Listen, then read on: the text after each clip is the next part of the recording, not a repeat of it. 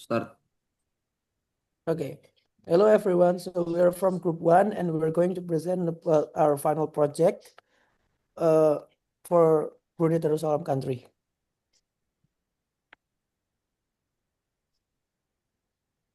And these are the members of Group 1. My name is Rio. My name is Mirza.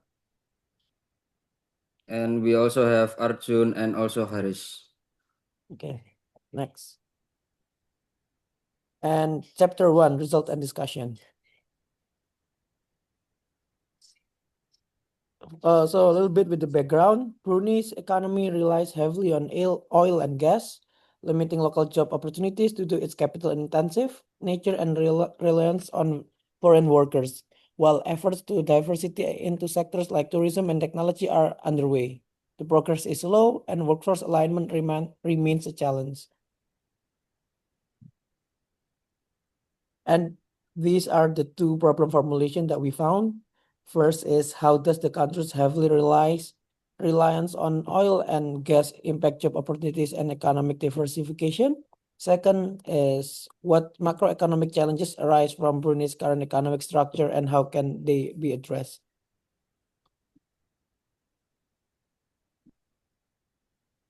And these are our objective. First is to analyze the macroeconomic factors influencing Brunei Darussalam economic growth and stability. Second is to assess the effectiveness of the country's monetary and fiscal policies in managing risk associated with oil and gas dependency. Third is to identify potential strategies for economic diversification and sustainable development. And the last one is to provide recommendations for strengthening Brunei's economic resilience in challenging global environment. Next. And this is a little bit the economic overview of Brunei Darussalam. It's predominantly driven by the oil and gas sector, which accounts over 60% of the GDP and more than 90% of export earnings and around 70% of government revenue. This reliance has resulted in high GDP per capita and enabled generous public services such as free healthcare and education. However, it also exposes the economy to global oil price volatility and highlights structural weaknesses, including limited private sector development and slow progress in economic diversification. These challenges hinder long-term sustainability and job creation, especially for younger population.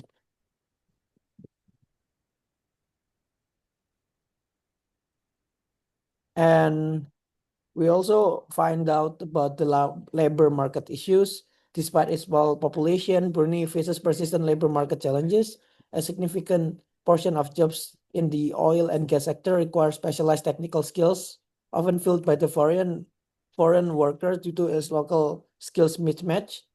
Many Bruneian graduates prefer public sector employment, drawn by its stability and benefits, which limits labor supply to the private sector and stifles its development. As a result, youth unemployment remains high in Brunei, with the job growth falling and to keep pace with the educational output. Next.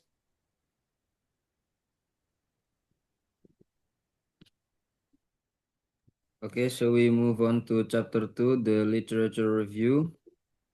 So these are the theories used. First of all, the macroeconomics, the branch of economics that studies economy as a whole, the GDP, the how a country measures their size, how a country measures their monetary value.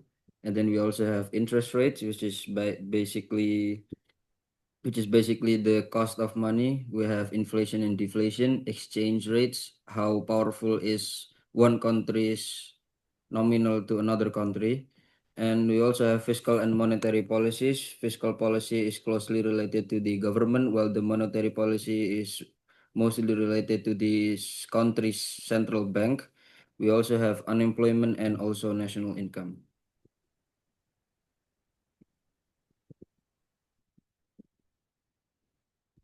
Next is chapter 3 for methodology. Next, in methodology, we have our data collection method. So in the first one, we have research date and location. So the research was conducted on May 10th up until June 7th, 2025. Next. For our data collection technique, we use secondary collection techniques, including the collection of data collected by others. We employ this technique because primary data collection techniques are not possible and the data is readily available. And we receive data through several secondary data collection methods, including first academic journals and research paper, articles on the internet, government publications and reports, economic and financial database such as ASL, World Bank, and IMF, central bank, media, news outlets, and books that are used for teaching materials. Next. We have the research flow diagram. So how we conduct our research is first we try to find literature review, and then we use analyze to conduct this data. And then we analyze challenges and opportunities and gain the data using the technique. And lastly, we make the report and the PPT itself. Next. For the qualitative and policy, qualitative analysis of Brunei Darussalam macroeconomic policy centers on the unique monetary policy framework adopted by its monetary authority, the Brunei Darussalam Central Bank, or BDCB. This policy cannot be separated from the fundamental structure of country's economy, which is heavily dependent on oil and gas sectors to ensure stability, aim potential volatility in export earnings, and to create a strong foundation for a long-term economic diversification goals. And Brunei adopt the following policy framework and instrument. So the first one is key policy framework, or the current board arrangement, or BCA. Is the main objective of BDCB monetary policy is to maintain price stability and instill confidence in the domestic currency. Second one is the policy implication of instrument as a logical consequence of implementing CBA and BDCB utilized policy instruments that fundamentally different from conventional central bank inflation targets. And lastly is the policy relevance of the national economic content. The implementation of CBA is a strategic response to Brunei economic challenges with an economy vulnerable to the world oil price stocks. CBA serves as a shock absorbs that provides exchange rates certainty and price stability. Next. Next is chapter 4, which result and discussion.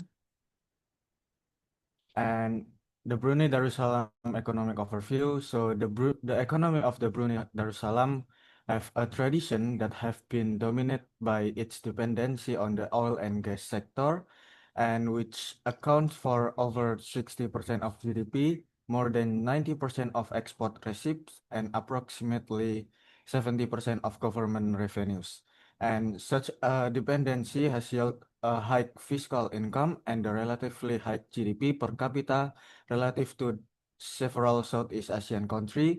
But such dependency also exposed the country to external shock, fluctuations in global oil price. Next.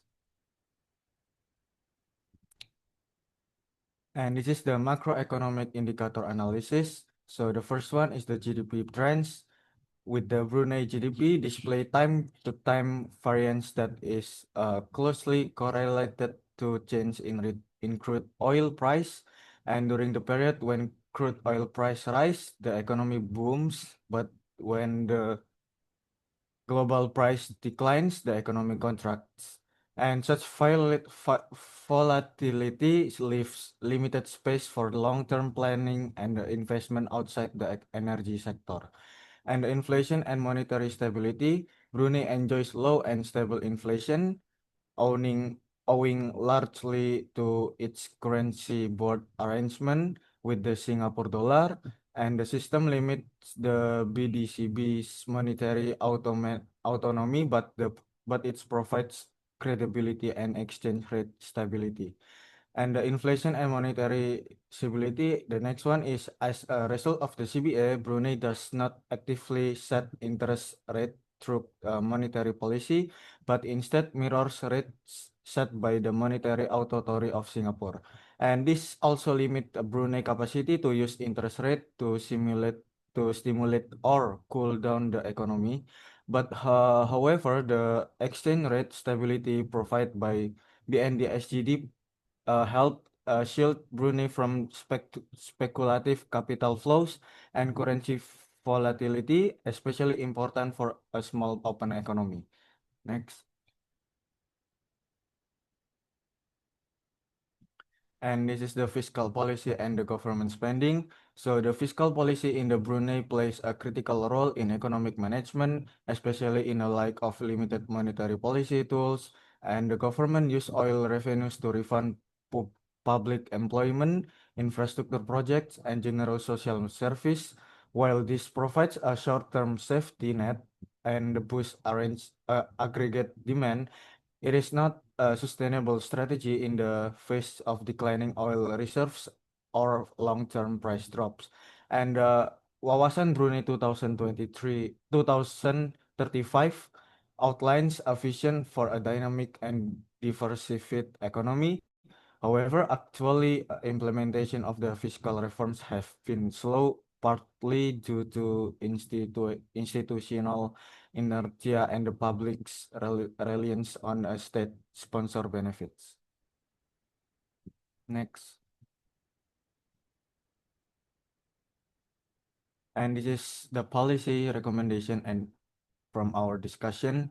So the first one is education and skills reforms, supply for SMEs, labor market reforms, targeted fiscal spending, and foreign investment incentives. Next.